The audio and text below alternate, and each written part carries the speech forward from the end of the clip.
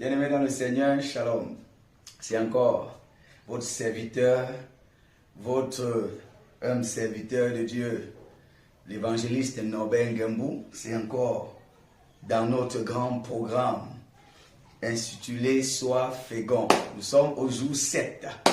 Et ce matin, rappelez-vous, avant que nous n'annoncions le thème de ce matin, que nous sommes toujours dans la première partie, cette première partie qui consistait à parler des préalables à la fécondité.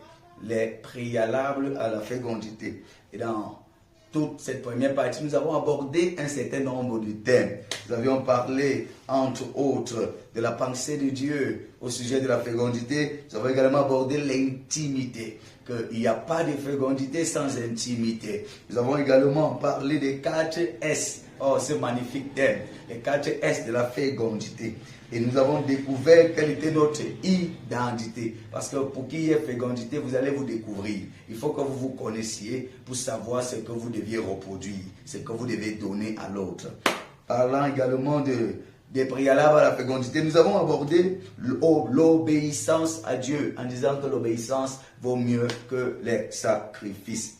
Alors, si vous avez fait toutes ces choses-là, si vous êtes intime, si même vous obéissez à Dieu et que vous n'êtes pas persévérant et déterminé, vous n'y arriverez pas à vous reproduire et à porter des fruits.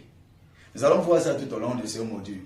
Je vous annonce donc le thème de ce jour est rester déterminé et persévérant. Je reprends, rester déterminé et persévérant. C'est le dernier thème de cette première partie, les préalables à la fécondité. C'est le 7e jour. Or, et dans cette partie, nous parlons de la persévérance et de la détermination. C'est quoi la persévérance et la détermination? Lorsque nous parlons de persévérance et de détermination, nous faisons allusion ici, mes bien-aimés, à un état d'esprit. C'est un état d'esprit qui va vous donner de pouvoir avancer malgré les obstacles et les difficultés. La détermination et la persévérance, c'est 2 expressions liées. Persévérer, c'est le fait de continuer à avancer. Persévérer, c'est le fait de ne pas s'arrêter. C'est le fait de ne pas se décourager. C'est le fait de ne pas se limiter. C'est le fait de ne pas, d'une certaine façon, abandonner. C'est ça la persévérance. Mais pour pouvoir persévérer, continuer, il faut que vous puissiez rester déterminé, focaliser sur vos objectifs. Il est impossible de persévérer sans détermination. C'est pourquoi nous avons donc lié ces 2 expressions pour en faire un. Parce que c'est 2 expressions qui se complètent et qui sont forcément et fortement liées. Alors, comme je le définissais, la persévérance et la détermination sont des états d'esprit, sont des attitudes, sont des comportements, sont d'une certaine façon des états d'esprit qui vous donnent de continuer à avancer malgré les difficultés, malgré les obstacles, malgré tout ce que vous allez rencontrer. Il est important de noter, comme nous l'avions dit dans les thèmes précédents, que la fécondité n'est pas un élément spontané. La fécondité est un résultat d'un long processus. La fécondité, c'est un voyage qui, d'une certaine façon, aboutit à une reproduction palpable. Et pendant ce voyage, pendant cette opération, pendant ce processus, il y aura des difficultés, il y aura des échecs, il y aura des éléments qui vont susceptibles de vous décourager. Et c'est pourquoi vous aurez besoin de la persévérance et de la détermination. Prenons le cas d'espèce pour une femme ou pour un couple qui se sont mariés et pendant les périodes fécondes de la femme, il y a eu fécondation. Et pendant qu'on attend l'enfant d'une certaine façon arrive, il y a fécondation, l'embryon est là, et après, fausse couche. Au début, ça peut ne pas être compliqué à gérer, Mais, deuxième fausse couche, troisième fausse couche, et vous êtes découragé. Il faut de la persévérance et de la détermination pour aller jusqu'au bout. Prenons même le cas où il n'y a pas fausse couche et que vous avez le bébé dans votre ventre. Le bébé dans votre ventre n'est pas encore arrivé à la manifestation. Pour arriver jusqu'au bout, vous devez tenir ferme et persévérer. C'est la même chose dans tous les domaines. Si vous manquez de ces deux capacités, cela va vous poser beaucoup de problèmes. Vous allez toujours vous arrêter en route. Écoutez-moi bien. La vie n'est pas ce que nous pensons. La vie n'est pas ce que nous voyons et que nous avons l'impression de voir. Que tout ce que nous pensons, nous l'apportons ou encore nous saisissons cela à la minute. Non. Il est important de le savoir. Je nous invite à lire un texte, Jacques 5, verset 7. Jacques, pas Jean, Jacques 5, verset 7. Là, il est écrit. Soyez donc patients, frères, jusqu'à l'avènement du Seigneur. Voici, le laboureur attend le précieux fruit de la terre. Le laboureur attend le précieux fruit de la terre, prenant patience à son égard, jusqu'à ce qu'il ait reçu les pluies de la première et de l'arrière-saison. Amen. Ce texte nous invite véritablement à une bonne dose de patience, afin de voir les fruits. Tant que vous n'avez pas une bonne dose de patience en vous, vous risquerez de ne pas manger les fruits. Vous risquerez de ne pas consommer les fruits de votre travail. Parce que quand nous parlions ici des 4 S de la sémence, de la fécondité, on vous a parlé d'un S qui consistait véritablement à la saison. Et dans les saisons, on vous a parlé d'une saison qui était la saison de l'attente. Il y a une période où après avoir sémé, vous devez attendre, vous devez patienter. Et dans cette patience, c'est là que vous aurez besoin de la persévérance et de la détermination. Parce que beaucoup de personnes commencent des projets, initient des actions, mais peu, et même très peu, arrivent à la finalisation et à la réalisation de ces projets. Pourquoi? C'est un manque de persévérance et de détermination le plus souvent. Mais bien aimé dans le Seigneur, sur le chemin de la fécondité, il y aura des obstacles, comme nous l'avions dit.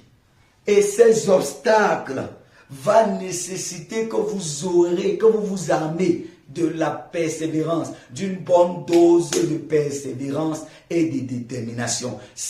Écoutez, ça ne viendra pas automatique. Nous sommes dans un contexte de cocotte minute. Vous savez, la cocotte minute vous permet de cuire, de réaliser votre cuisson en très peu de temps. La cocotte minute accélère le temps et le processus de la cuisson. Alors, lorsque vous êtes donc engagé dans une cuisson et que vous mettez dans la cocotte minute, ça va tellement vite. Et beaucoup de personnes aujourd'hui entrent dans ce principe cocotte minute, micro-ondes. En moins de quelques minutes, la nourriture est prête. Moulinex, ce n'est plus le temps où d'une certaine façon vous devez aller vous époumoner sur la pierre pour écraser. Aujourd'hui il y a le moulinex. Là, les condiments sont cuits. Là, tout ce que vous deviez préparer, tout ce que vous devez écraser, vous mettez simplement dans un moulinex et vous appuyez un bouton. Quelques temps après, c'est cuit. Aujourd'hui, nous sommes dans un monde à la va-vite. Ou même vous allez au restaurant, à peine attendre de 15 minutes que vous avez passé la commande, vous êtes déjà fâché, vous êtes déjà pressé parce que tout le monde est pressé. Les gens ne veulent plus attendre. Nous sommes dans un contexte tellement pressé, où les gens veulent des succès à la cocotte minute, des succès micro-ondes, les la clair, maintenant clair, des gens 24 clairs. En fait, on n'est plus prompt à attendre, à patienter. Vous devez savoir que la promesse que Dieu vous a donnée est certaine. Mais elle s'accomplira au bout d'un temps. Dieu vous a fait des promesses. Dieu vous a fait une promesse d'un voyage. Une promesse d'une entreprise dans votre cœur. Dieu vous a parlé certainement. Mais vous devez attendre le bon moment. Il y a un temps fixé pour la promesse. Lisons Habakkuk. Habakkuk 2, verset 3. Habakkuk 2, verset 3. Là, il est écrit.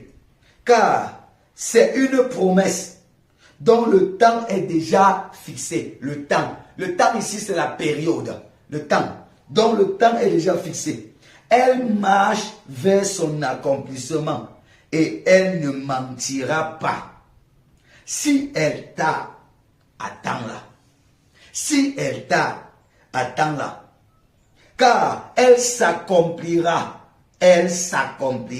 certainement. Vous voyez, la promesse ici, c'est quoi? C'est l'objectif final que Dieu vous a donné. La promesse ici, c'est cette vision que Dieu a déposée dans votre cœur. La promesse ici, c'est le résultat final que vous voulez aboutir. Dieu vous a déposé des grands rêves. Dieu vous a mis en vous des grandes visions.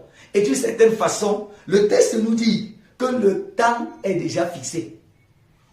Le temps ici, c'est la période. Le temps ici, c'est une période qui, d'une certaine façon, c'est une période comprise entre l'annonce de la promesse et l'accomplissement de la promesse. Cet temps, cet espace qui se trouve entre ça, c'est donc ce qu'on appelle le temps, la période. Or, pendant donc ce moment, ce temps, il y aura des difficultés. Il y aura tellement de situations qui vont vouloir vous décourager. Et c'est là que vous aurez besoin de persévérer. Vous aurez besoin d'être déterminé. Vous aurez besoin de tenir ferme. Sinon, vous ne verrez pas ça. Beaucoup de personnes qui n'ont pas vu des promesses s'accomplir, ce n'est pas parce que les promesses étaient fausses, forcément, mais parce qu'elles ont manqué souvent de persévérance et de détermination. Le texte nous dit, elle marche vers son terme. Elle marche, elle ne court pas. Arrêtez de courir, arrêtez de toujours vouloir courir. La vie chrétienne n'est pas une course de vitesse, mais c'est une course de résistance. Vous devez être résistant. Seuls les résistants iront jusqu'au bout. Vous savez, lorsqu'on faisait les examens, il y avait une discipline qu'on appelait EPS, l'examen physique, les épreuves physiques sportives. Il y avait parmi ces disciplines sportives une discipline qu'on appelait la course de résistance. Et vous êtes tellement nombreux lorsqu'on vous lance. Et pendant qu'on vous lance, ceux qui ne sont pas intelligents commencent à courir avec beaucoup de vitesse au début. Alors qu'il y a peut-être 2 tours du stade à faire. Et après quelques bouts, c'est que vous constatez ce que l'énergie commence à baisser. Les premiers commencent à devenir les derniers. Et les derniers commencent à les dévancer parce qu'ils ont couru stratégiquement. C'est la même chose en ce qui concerne la vie. Il n'est pas question de commencer avec beaucoup d'énergie seulement, mais il est question de courir stratégiquement, de façon à arriver jusqu'au bout. Ça ne sert à rien que vous commencez à frapper beaucoup d'air, ça ne sert à rien que vous commencez à faire beaucoup de bruit au départ, et qu'après, au bout d'un temps, on ne vous voit plus, parce que vous vous êtes découragé par les premiers échecs. Combien de personnes ont commencé beaucoup de choses, ont commencé des commerces, ont commencé des entreprises. Combien de personnes ont commencé des visions, commencé des ministères, au bout d'un moment, ont abandonné par manque de persévérance et de détermination. Combien de personnes, où est passée la vision que Dieu a déposée dans ton cœur? Où est passé ce projet que tu avais commencé? Où est passé ce projet que tu avais initié? Aujourd'hui, tu es passé à autre chose, tu as abandonné. Parce que lorsqu'elle marchait, cette promesse marchait vers son accomplissement. Elle a fait face à des obstacles et tu as abandonné. Le texte nous dit, même si elle tarde, ça peut tarder. Ça peut tarder. Le mariage peut tarder pour arriver. Ton travail peut tarder avant d'arriver. Cette promesse, Dieu t'a dit des choses extraordinaires pendant tes moments d'intimité avec lui. Et pendant que tu sors, tu as l'impression que ça tarde. Même si elle tarde, attends-la. Il n'a pas dit abandonne. Il n'a pas dit décourage-toi. Il n'a même pas dit débrouille-toi. Il dit attends-la. Attendre ici, c'est une attitude de détermination et de persévérance. Attendre ici consiste à être persévérant et déterminé pour arriver jusqu'au bout de la promesse. C'est ça l'attente. Beaucoup de personnes ont abandonné parce que la promesse a tardé. Beaucoup de personnes, combien de jeunes filles chrétiennes se sont mal mariées parce qu'elles ont manqué de patience. Combien de chrétiennes se sont engagées avec des non-croyants, avec des personnes qui ne connaissent pas Dieu parce que la promesse de leur mariage a tardé. Combien de personnes se retrouvent au mauvais endroit, au mauvais poste, simplement parce que la promesse a tardé et elles se sont débrouillées.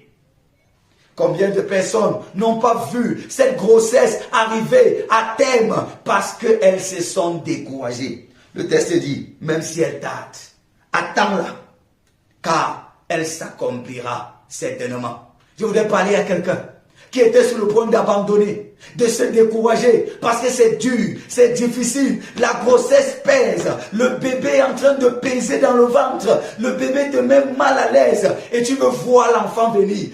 Persévère. Si tu interromps la grossesse, tu aurais perdu tout le temps que tu as fait. Regarde, entre le temps de l'arrivée et le temps que tu as déjà parcouru, c'est vrai que tu n'es pas encore arrivé, mais tu n'es plus là où tu étais. Persévère. La Bible dit, tenez ferme. Tenez ferme, tenez ferme, tenez ferme. C'est persévérer, c'est rester déterminé, mes bien-aimés. Oh Dieu. Vous allez regarder et observer.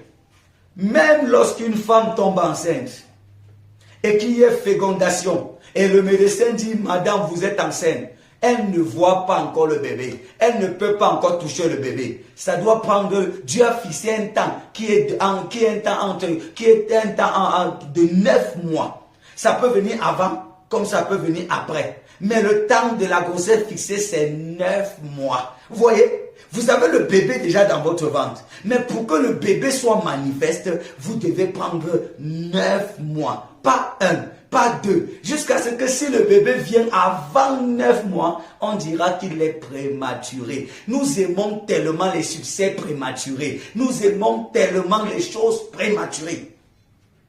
C'est pourquoi nous n'avons pas des personnes, des succès qui durent dans le temps. Nous manquons tellement de résultats qui perdurent dans le temps. Parce que ce sont des résultats prématurés. De nos jours, à peine on vient de commencer quelque chose, on veut déjà des résultats. À peine on vient de commencer la vie chrétienne, on veut déjà un certain nombre de résultats. On n'est plus prêt à prendre le temps. On n'est plus prêt à patienter. On veut les résultats maintenant. Et c'est pourquoi beaucoup de personnes se compromettent, entrent dans des sectes, entrent dans des loges, parce qu'on veut des résultats. On veut l'onction. On veut aussi une grande foule. On veut aussi des gros téléphones. On veut aussi un certain nombre de résultats. Si vous n'êtes pas déterminé, vous finirez par manger ce qui n'était pas à vous. Regardez également le cas même du haricot qu'on sème. Lorsque vous plantez votre haricot, vous sémez votre haricot en septembre, c'est jusqu'en décembre que vous allez récolter votre haricot. Il va vous falloir 4 mois. Si vous récoltez avant, ça ne sera pas encore sec. Si vous récoltez après, ça ne sera plus bien. Vous sémez le maïs en mars, il va vous falloir récolter en août. Il va vous falloir là-bas 6 mois. Regardez les médecins.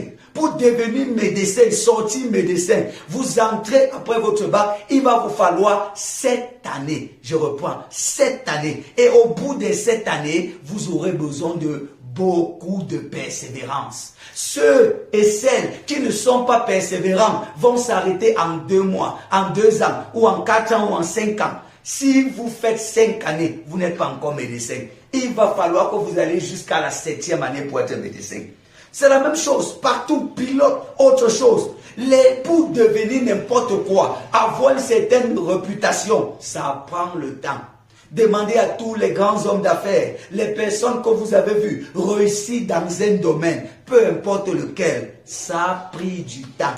Et c'est au bout de la persévérance et de la détermination qu'ils sont arrivés là-bas. Nous nous décourageons souvent trop vite. Plusieurs commencent les choses et abandonnent, abandonnent. C'est le manque de persévérance qui vous fait quitter d'un domaine à un autre, d'une vision à une autre, chaque fois. Quand Dieu promet à Abraham son fils, Dieu lui fait une promesse, mais ça a pris environ 25 ans pour que la promesse soit manifeste.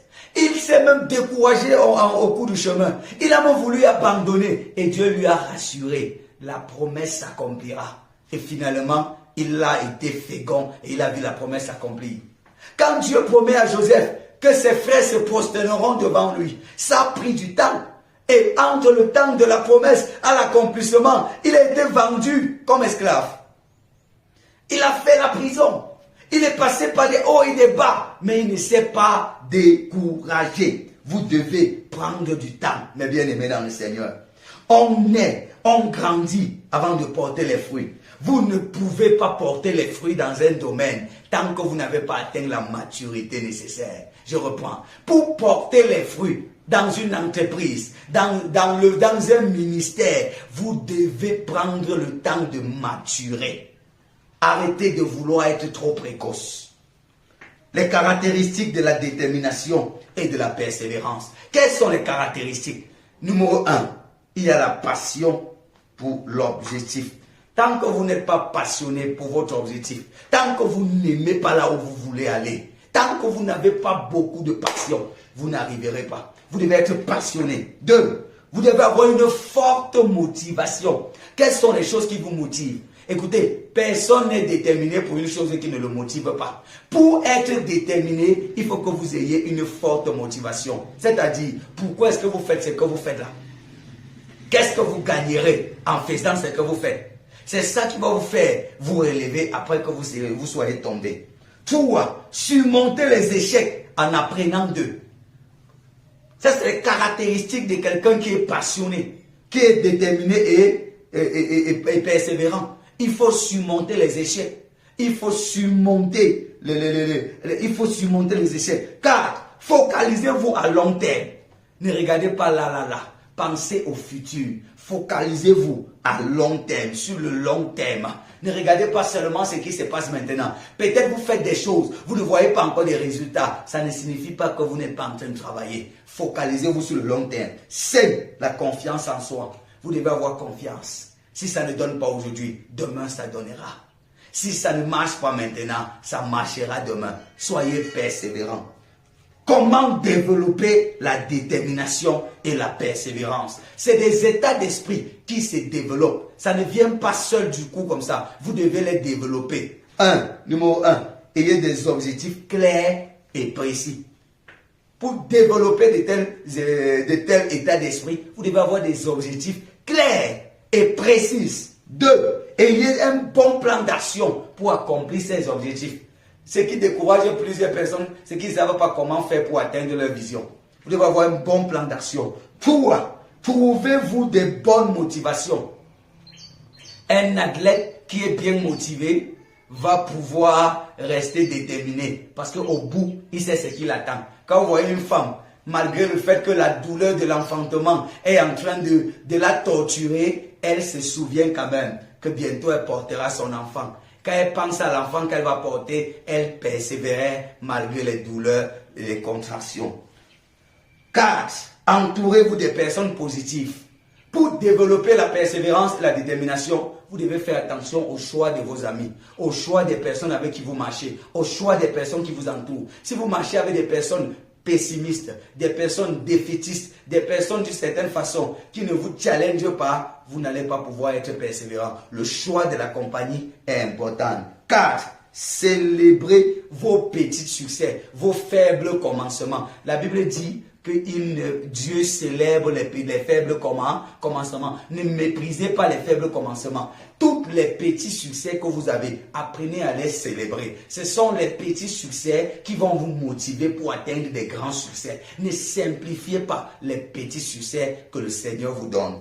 Mais bien aimés dans le Seigneur, voilà donc quelques éléments pour nous donner d'être persévérants et déterminés. Et c'est au bout de la persévérance et de la détermination que vous verrez la fécondité. C'est là dans tous les domaines. Si vous abandonnez, vous n'arriverez pas à devenir ce que vous voulez être. Si vous abandonnez un chemin, vous ne porterez pas cette grossesse. Chère dame, continuez. Si vous abandonnez, vous ne verrez pas vos enfants devenir ce que vous voulez qu'ils deviennent. Si vous abandonnez, vous ne verrez pas votre ministère atteindre ce que vous voulez que cela atteigne. Si vous abandonnez en chemin, vous n'atteignez pas les objectifs. Il n'y aura pas fécondité. Persévérez et soyez déterminés. Et au bout de la détermination, vous verrez les fruits. Shalom, que Dieu vous bénisse. Bonne détermination à chacun de vous. Que Dieu vous bénisse.